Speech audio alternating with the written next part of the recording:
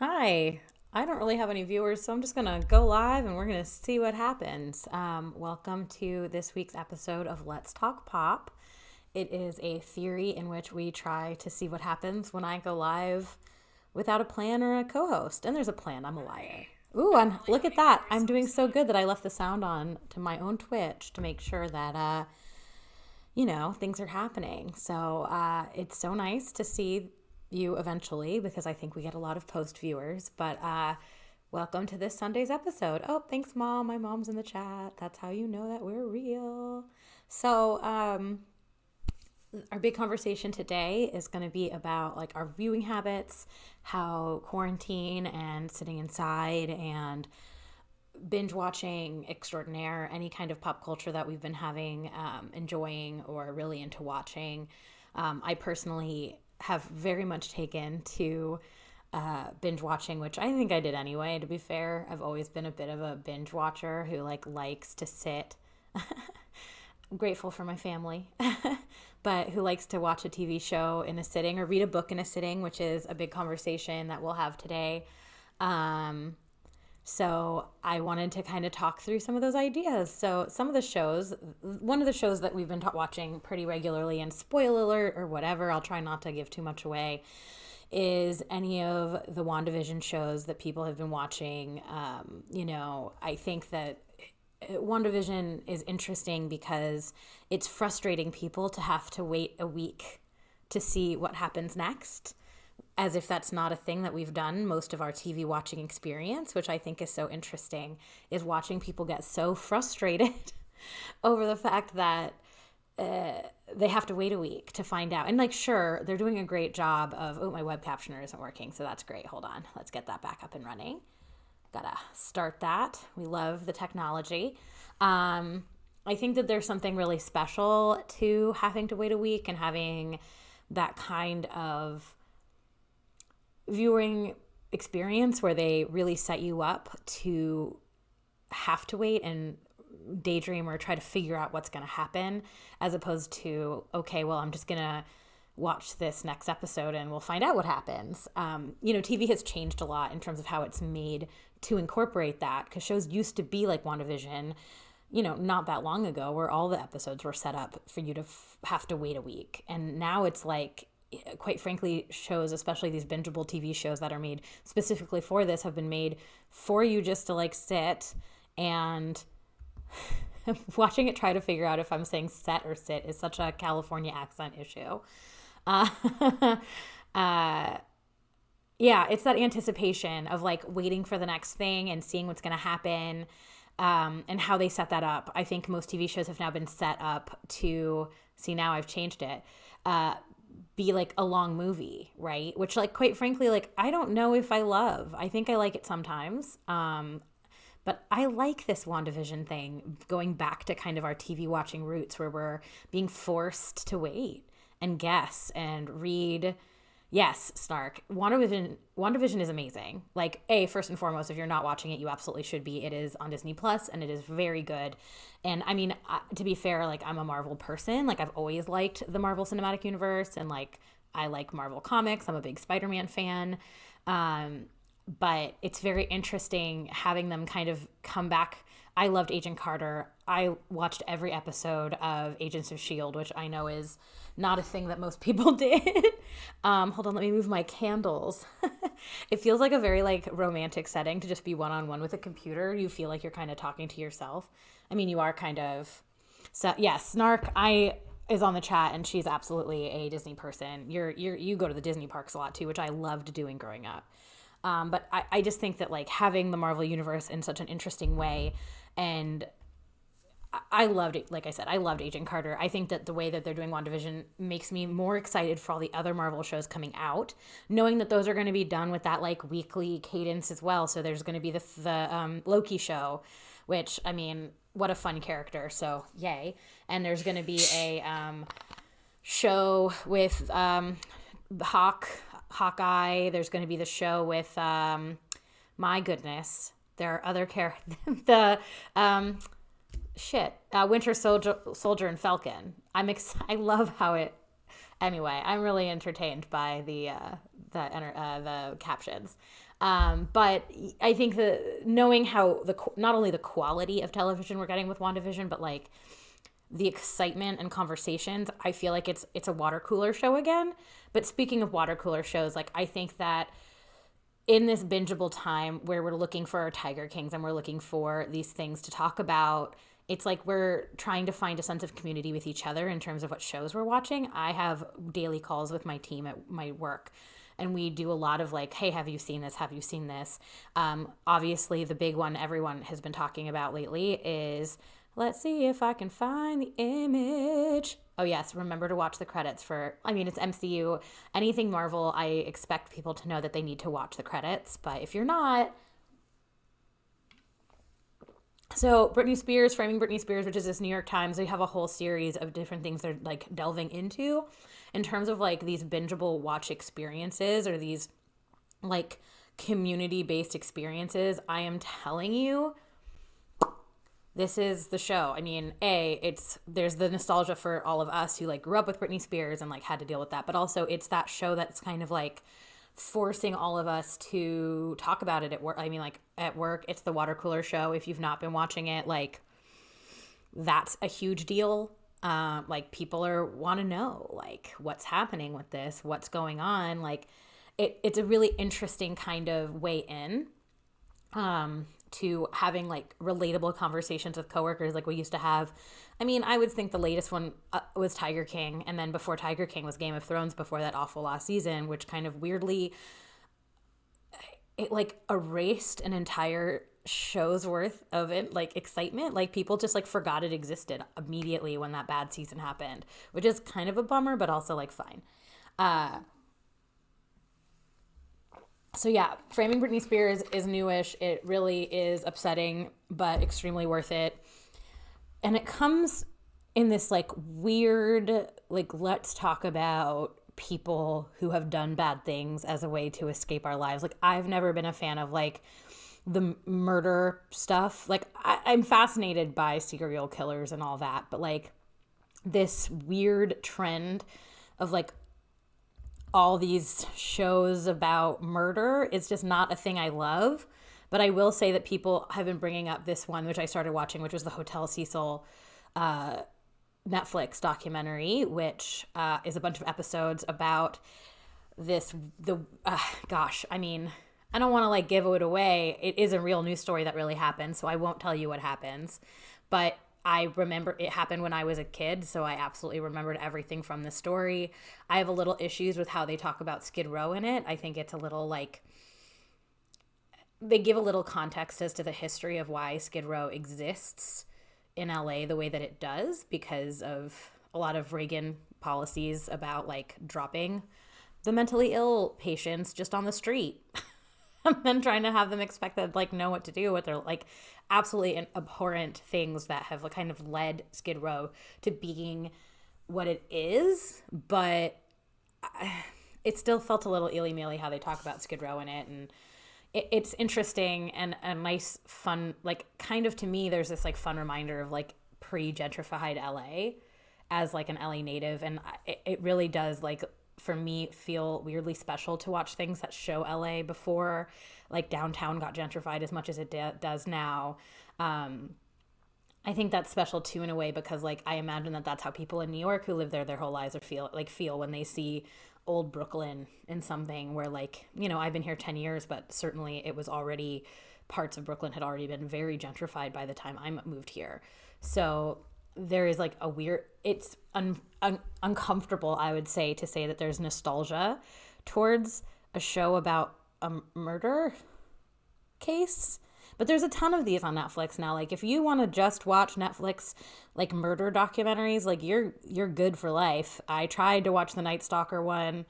I don't know, like I can't get into it. Like I don't love this idea of like glorifying people's pain, I guess. But I can see the escapism of like watching.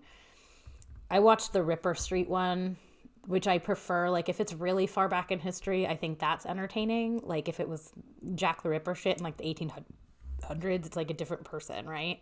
So I don't know. Like I'm talking to the chat and there's not a whole lot of us currently. I know we have a lot of after watchers, but feel free to tweet it, like chat at me or tweet at me or whatever, Instagram at me. And if you, or the co-op, which I have all the socials at the bottom now, they're all the same. So I made a fancy little thing. But let us know, like, what is your appeal? And I don't think it's a judgment. I think we all like deal with life the way that we deal with it. Like, what is the appeal of these like murder things? Like, how is this the thing? Like, it's obviously taking people in. It's what people are talking about. Everybody I work with, including myself, watched it. I had to watch it because I knew we were all going to talk about it and I didn't want to be left out of the conversation. But I do wonder where that like mentality comes from. Oh my God, if you just heard my stomach grumble, I am so sorry. So yeah, this is my great test to see what happens when I do a solo show. So thanks everybody for coming. It's really just like therapy because I feel like I'm talking to a wall. It's so interesting. It's just like ranting, which also makes sense for me as a person, to just like looking over a very tall, sheer cliff. A, that's very poetic, Snark. So I quite like it. And B, I guess that makes sense, right? Like this idea that it's somebody else's story too, so it doesn't affect you like that. But yeah, that was like a poem, so I'm really into it. But for me, like when I talk about binge watching, like I'm primarily interested in like escapism. Like I don't watch dramas. That's not going to be my thing. There's been a lot of good Star Trek lately. I have to say I forgot to grab an image of this, but Lower Decks is really good. If you haven't watched a fun cartoon about people working on a starship who are not the main people, highly recommend it. It's on CBS All Access. I feel like we were blessed in that we had a whole season of Discovery during this quarantine time where we could escape a little and go to the stars. I know a lot of my friends have been watching and rewatching Star Trek, and like Babylon 5 was just released on HBO Max, so people are super excited. I don't know if I'm ready to rewatch Babylon 5. I watched it when it aired with my parents, so I was a baby, but I know that the writing holds up, but the graphics do not, which doesn't surprise me even a little bit. I recently had a nice little binge watch moment with Letterkenny, which I don't know if people have watched, but it is a Canadian show. It's on Hulu. It's fantastic and stupid and great. So if you've not been watching Letterkenny, like, and if anybody has any comedy recommendations similar to Letterkenny, please let me know because I ate this shit up and accidentally quote it all of the time. So if you've not done it, it's just really stupid and really great. And there's a lot of episodes, which is nice, but they're like the short, the comedy stuff. Like you can only watch Brooklyn Nine-Nine or like The Office so many times. And I never got into The Office because I don't like cringe humor. Like I don't want to be embarrassed for people. That's just not interesting to me.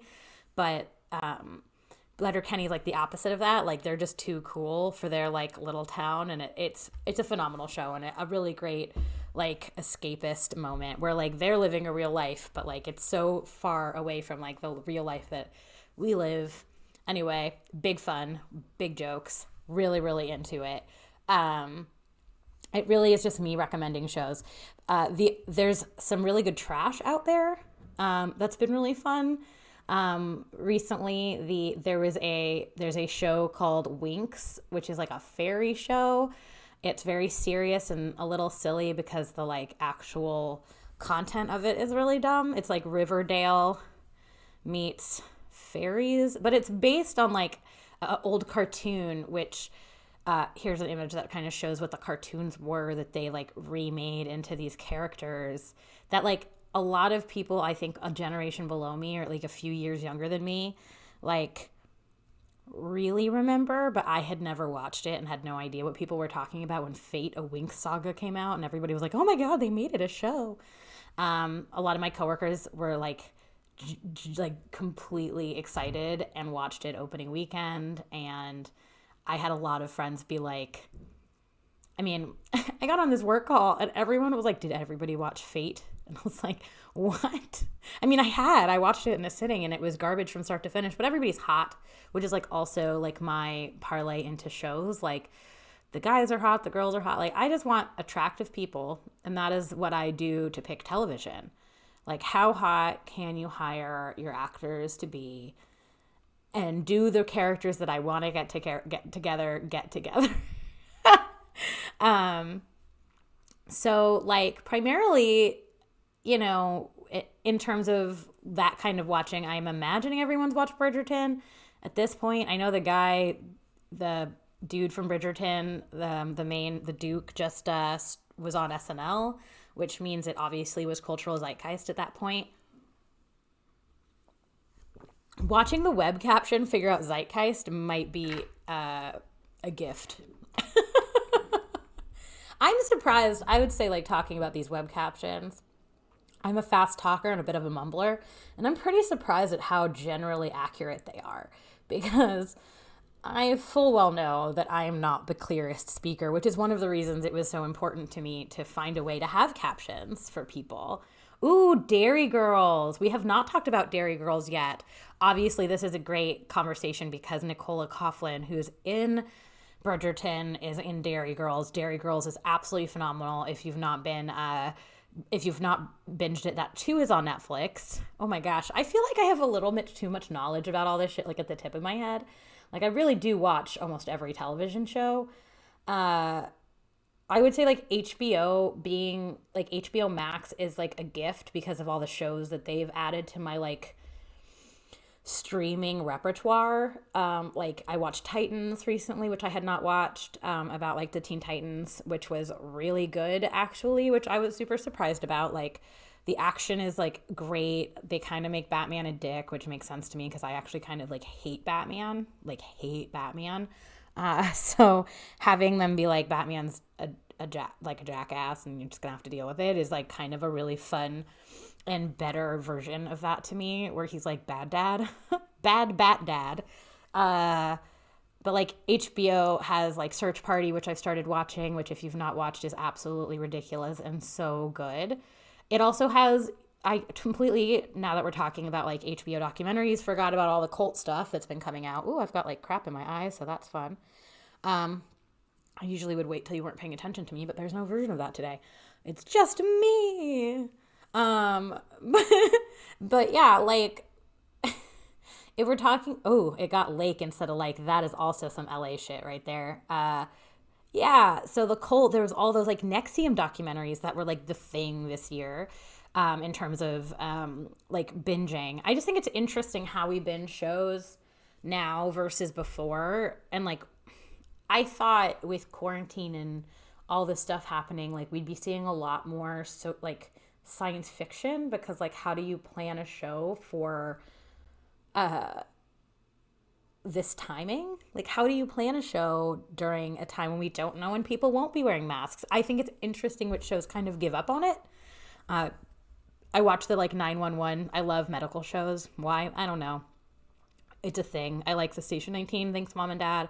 I love 911, like Texas and whatever, like Lone Star. But the thing is so interesting about all of those shows is like there's like one or two episodes where everyone is like making a huge deal about how they're wearing masks, and then like kind of they just in fact it's kind of like real life where like they wear the masks when they leave the room and when they're together they don't, and they kind of don't really talk about it again.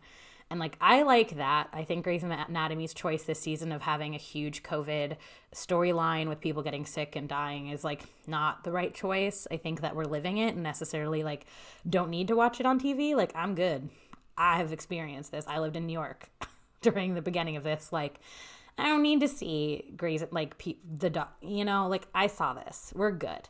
Like in 5 years or 10 years, we can write the show where we go back, like we do with every other big period of time and relive it. But do we need to do it literally while we're in it? It just feels weird. It also feels weird when it's a show that like, I feel like shows need to make a choice whether they're going to address it or not. So like some shows you'll notice like, I watch MacGyver because it's actually kind of fun and good. And like, there's like an episode where they're like, oh, remember when we had to wear masks in the past? And then like, just don't talk about it again. And it's like, just don't, like, if you're not going to talk about it, just don't talk about it. But like, it's weird to reference it as if it's this like old thing when we're still, like, it's such a weird choice to have made. I do, like I said, I think it's really interesting anything that isn't taking place in the past, like that isn't going into the future. Like, we have this really cool opportunity to just have like a fun bunch of fantasy and science fiction, and we're like not really taking it. It's like, I'm hoping we see a lot more stuff in space, because in a lot more animation, like there's such safe ways to make content that don't involve like, there is so many like safe places to make content that wouldn't have to be in person right now, or you could like really limit the amount of people in a room, that I think like it's a mistake that we're putting all these people in the room too to make this stuff. And like, not everyone has lived it or gives it its importance. Sure, they haven't, but like, is watching a bunch of like people die of COVID on Grey's Anatomy going to be the thing that tells them they should wear a mask in 2021? Like, if everything else didn't work, if the real people dying didn't work, why is Meredith Grey, or like, I don't know who died, I stopped watching, but like, this doesn't feel like the thing that's gonna change a mind. And sure, like, we learn who we are through media, like that's absolutely true, pop culture and things like that, but I don't know, it's like, again, I watch TV to escape the fact that I can't leave with like open the door without wearing a mask, and can't go do things with my friends, and again, it's that like, we're living a different life than other people are, where they're just like doing whatever they're going to do anyway. So if they're going to have fights and do what they're going to do without thinking about their neighbors and giving a shit about other people, like, I just don't think that the TV shows they're watching are really impacting that, which is a huge bummer.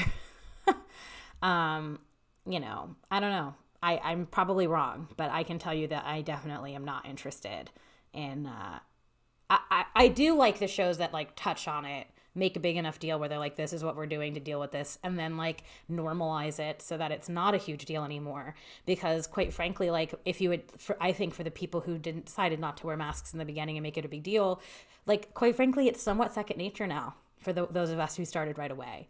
Like, I just keep them. I have a little hook at the front door, and I've got a bunch of clean masks, and I got a blue light thing that like disinfects them, and I don't answer the door without putting one on. I don't leave the house without putting one on, and it's just normal.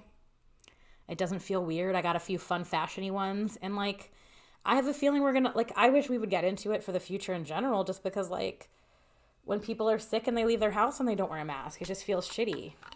Oh, you know what? Snark. Yeah, so 911 is doing a good job. I think that they do a good job of just like, they had their few episodes where they had to talk about it, and then they super normalized it. So like, they don't really wear them. They have their small pods, and then like, when they're out and about, they're wearing their masks, and it's not like a thing they talk about anymore. It's just like normal. And I think that's what they should be doing. And Superstore is doing a great job. I think Superstore is such a great show, and it has been since the beginning. I was so surprised when Superstore turned out good. I don't know why I expected it to be garbage, but I've watched like every episode since the beginning, and they do a really good job of balancing that idea of like the fact that they have to go to work at like a fake Walmart during a pandemic and have to be workers. And I haven't watched this season of The Conners, so that's an interesting thing. I'll have to take a look so that I can pretend like I am an expert in the field of shows post-COVID, or in the midst of COVID. I just think it's such an interesting way that we are looking for community and like grasping at community. I think that's why Twitch as a whole has had this huge upswing of viewers and users. I mean, it's the co-op would not have happened without this, and a need for community building. So it's really interesting. On that note, I think I recently read an entire book in one sitting, which is something I hadn't done since the start of COVID, because your brain kind of, it's really hard to focus on stuff. It's just hard. So I hadn't really been reading much, and I'm a huge and voracious reader, but I read like supernatural romance. So like, it's not like I'm reading like War and Peace. Like people are always like, oh, you read so much. And I'm like, yeah, but it's not, I'm not reading Freakonomics. I've tried to read that 4 times and I can't get through it. It's like too smart. Again, I use media for escape. I don't use media for the now. So I recently, there's a book series I love called it starts with these 4 books and they're really freaking good, by Sarah J. Maas. She just had an adult quote unquote book come out. I have not read it. I have it on my phone and I've attempted to start it a few times, but it's not the characters I'm already in love with. But her 5th book of the series, technically the 4th one, because one of the books is like a weird offshoot book, A Court of Silver Flames, just came out. And I started it as like a joy because I love a book and I read it in a sitting. And then I went and I saw what it looked like, not on my phone. And it's like a big thick baby. And I definitely read that until my butt got numb. So that's a choice. But it's very good smut if you like a good sexy book about like fairies and shit, which is like very much me. I want this. I don't know how they could do it, but I would love this to be a series on Netflix. I don't know how they could do it. It's too sexy and there's too many wings and shit. It's like, it's great. It's so smutty and fabulous. So high key recommend. But if you've not read any of the court series, just be prepared. It's not subway reading because I definitely was reading it was marketed to YA. So I didn't realize that it was going to be as, sexy as it was. And then I was like on a subway reading like full blown sex scenes being like, oh, okay. This is inappropriate. Yeah. But if anybody has book recos, I would love book recommendations. I'm always looking for new books and things. And maybe I'll be able to read them, especially if they're YA fantasy. My friend is just getting into Darker Shade of Magic by V.E. Schwab. Those are really, really, really good. And she just had this book come out. Hold on, I have to look it up now because I can't remember off the top of my head what it's called. But it's like one of the best books I've read in a long time. Yeah, the captions are going to go because I clicked off of it for a second. 1 second, because I have to tell you what it is. So interesting running a show yourself. Oh yeah, The Invisible Life of Addie LaRue. The Invisible Life of Addie LaRue is absolutely gorgeous and a high key recommend. That's also a V.E. Schwab book. 1 second, let me go yell at my cat. Whatever, she's gonna do what she's gonna do. So yeah, high key recommend a Moe's book series. That's another book I was able to read during this time when I'm having some trouble focusing. So I always feel like I have to tell everybody what books I'm reading when I can't focus. So there you go. Yeah. So let me know what you're watching. Let's talk about the future of like what content is. I think it's so interesting too, if we're talking about this stuff, the fact that something like Quibi started and failed in the middle of the pandemic. This idea of quick bites, which is what Quibi was short for, coming out when all we needed was tons of content and things that took time. And, I kept making jokes that like Quibi was made for us to like, they were like bathroom readers, like 10 to 15 minute pieces to make up a story. I'm like, oh, so like literally content for us to watch on the toilet. Like that's what they're making is like, you can pick between a 2-minute and a 5-minute or a 7-minute, just like the bathroom readers used to be Uncle John's. And, it's a wonder that something like Quibi, which the thing about Quibi that was so cool was that they shot everything vertical and horizontal. And it was this very cool thing where depending on how you held your phone, you would see a completely different shot setup. Now that's freaking cool. Like the idea of that is really neat. The problem with Quibi is that it came out with these short bites when we were like, hi, I would like to sit and watch all of Tiger King in one sitting. Thank you. I am at home and I am bored. And it is the beginning of quarantine and everything is very scary. And these like 10-minute bites of things are not doing it for me. So yeah, that went down the pooper. That went down the pooper real fast. Get it? Because it was made to like quick bites and sit on the toilet. And like they were also like spending tons of money to get like high-end. Oh, my cat just did not make it on the couch. That was really funny. Like they spent all this money to have these like high-end filmmakers like make quality cinema in these quick bites, which is such a bizarre choice. Like if you're gonna, the only thing that worked on Quibi, in my opinion, was the Matt Rogers show, the game show, because it was made to be these like quick streams of content, like actual easy to digest content. Thank you. My mother put the poop emoji, which is how you know that this is the right story. But no, like, oh my God, the poop emoji shows up with the web captions. Oh no, that's amazing. Oh, my whole life is different now. But yeah, like, I think that's a huge deal when we talk about how we're consuming media now. We're not looking for these like smart, small snackable items. We're looking for long, intense things. Like, and maybe that's also why people are interested in the roller coasterness of these like, the roller coasterness of these like serial killer shows is because they are 8 episodes long and it's something to watch where you can kind of turn your brain off and not think too hard. I can't get behind this idea of watching The Office again, but I like I said, I'm not like a huge fan of The Office in the first place.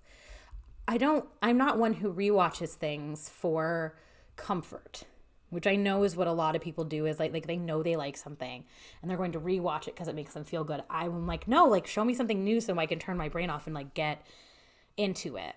The biggest gift that we have been given during COVID was given to us on Friday. And it is that the entirety of The Muppet Show is now available on Disney+. And if you think that we are not having a Let's Talk Pop episode about the Muppets, you are obviously mistaken.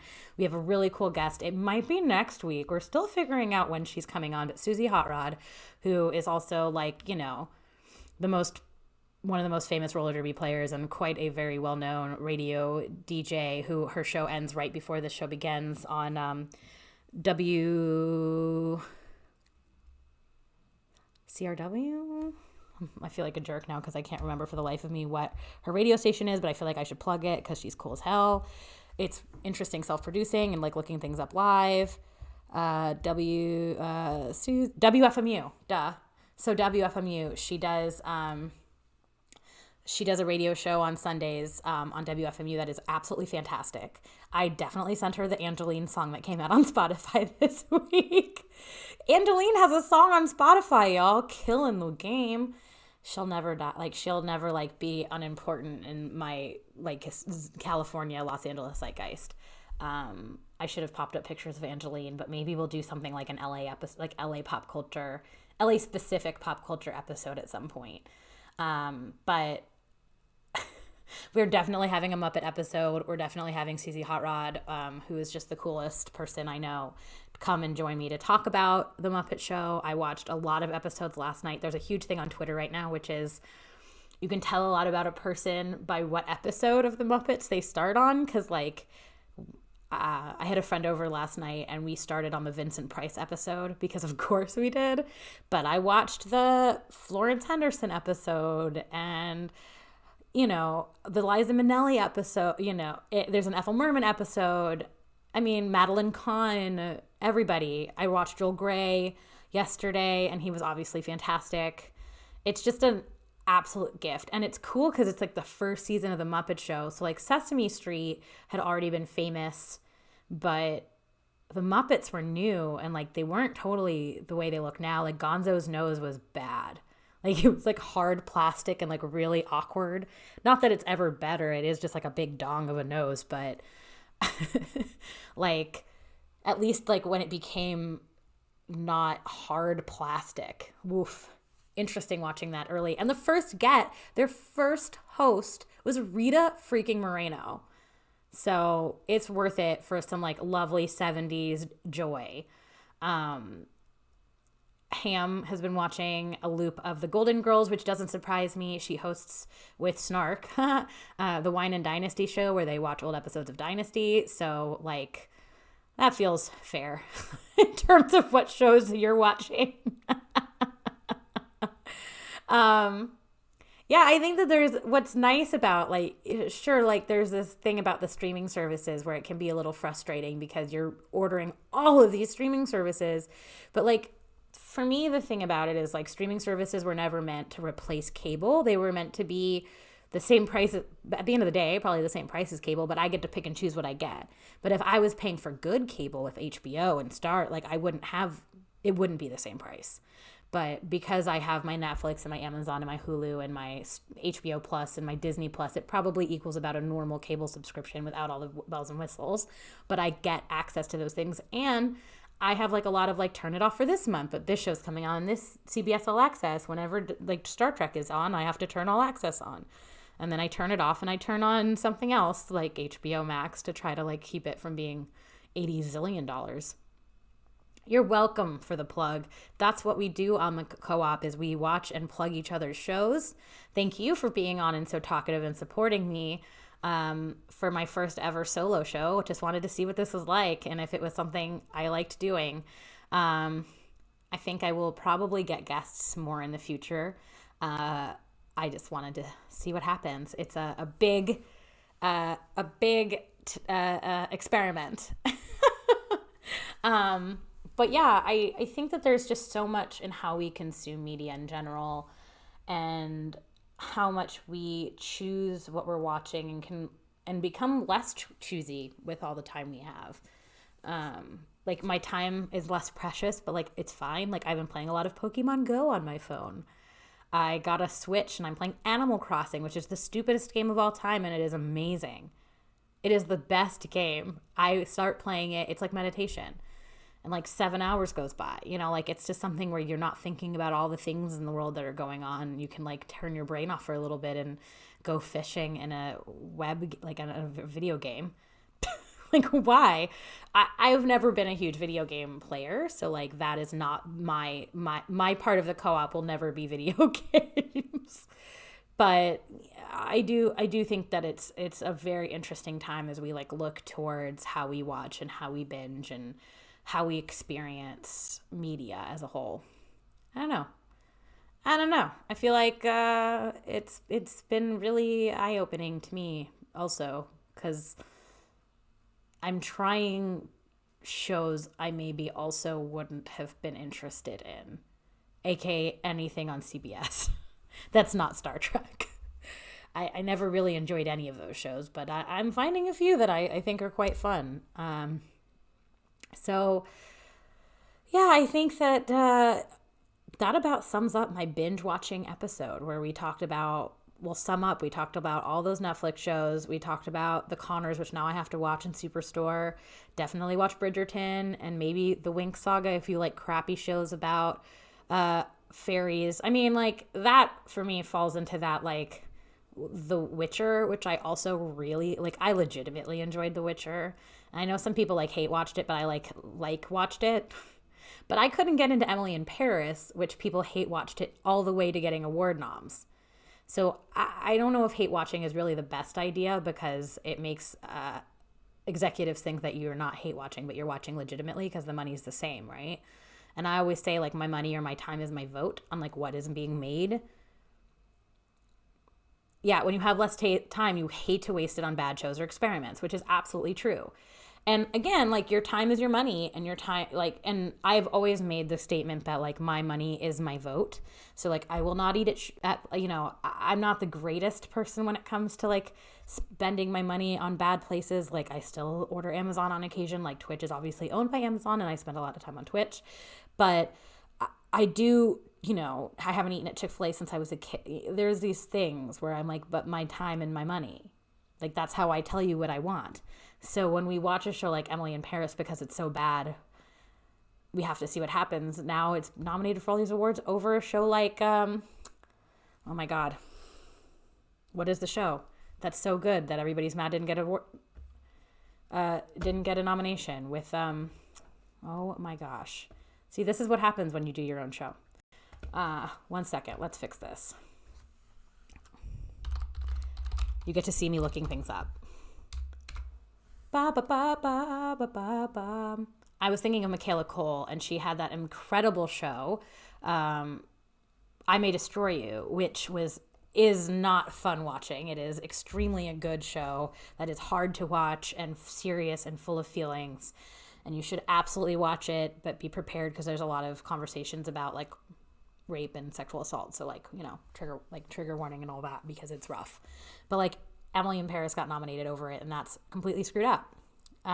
Anyway, so I guess the thought here is content is who you are. And like, it's part of like what we watch content, we're like trying to decide and become things.